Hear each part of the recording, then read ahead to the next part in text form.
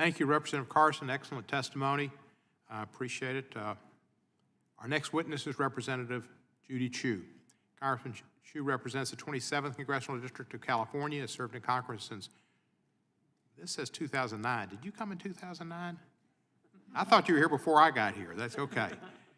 Since 2011, she has served as chair of the Congressional Asian Pacific American Caucus. Representative Chu, you're recognized for 5 minutes.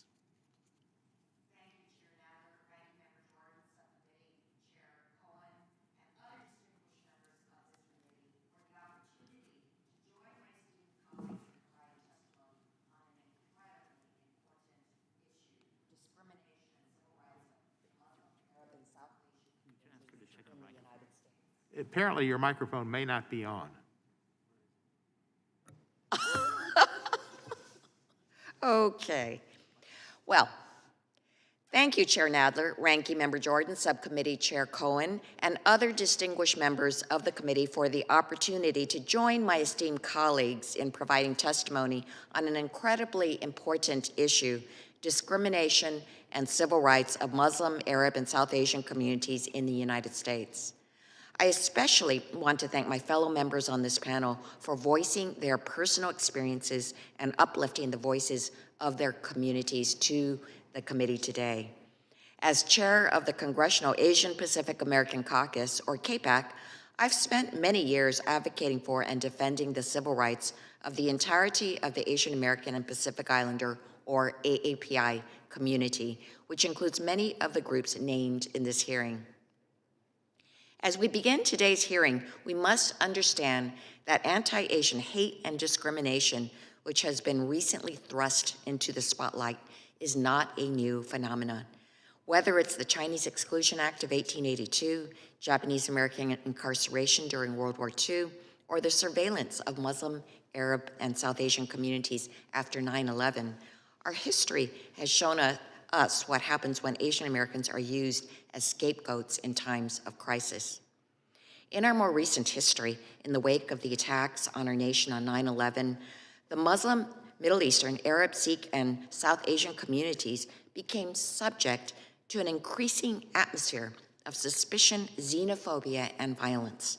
In fact, just 4 days after 9/11, Balbir Singh Sodhi, a Sikh father, husband, and brother, was shot while planting flowers outside his Arizona gas station, becoming the first victim of a post-9/11 hate crime. Sadly, he would not be the last. Since then, the focus on terrorism from abroad also became a political justification for more prejudice at home.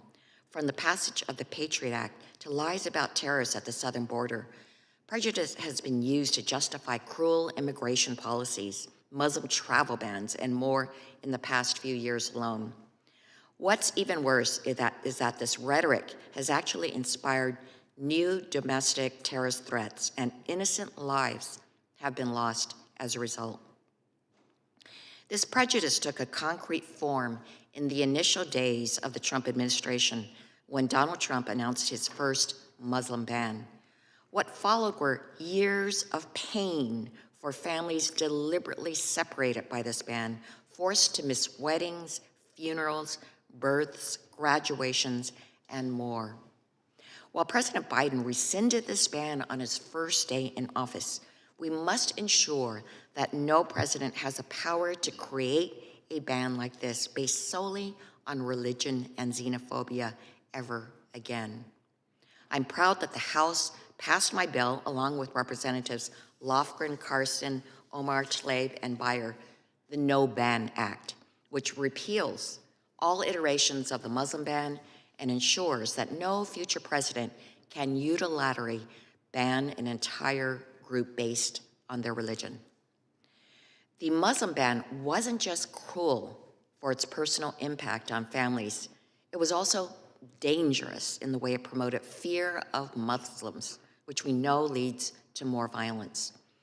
As we have seen with the increase in anti-Asian hate over the past 2 years, with more than 10,000 incidents since March of 2020, creating fear and fostering prejudice against one group can lead to the harassment, suffering, and even death of innocents.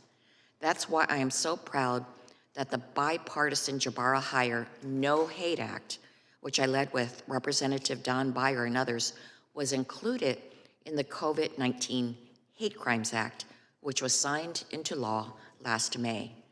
This law provides local organizations with resources and local law enforcement with the resources and training to improve hate crimes tracking and reporting, something we know is necessary in addressing the sharp rise in hate crimes against all minority communities. Nobody, whether you're Asian, South Asian, Arab, Muslim, Sikh, or any other community, should be targeted simply because of their ethnicity or religion. As chair of KPAC, I look forward to working with all my colleagues on this panel and so many of the groups represented today to continue the work of combating discrimination against all our communities. Thank you, Representative Chu.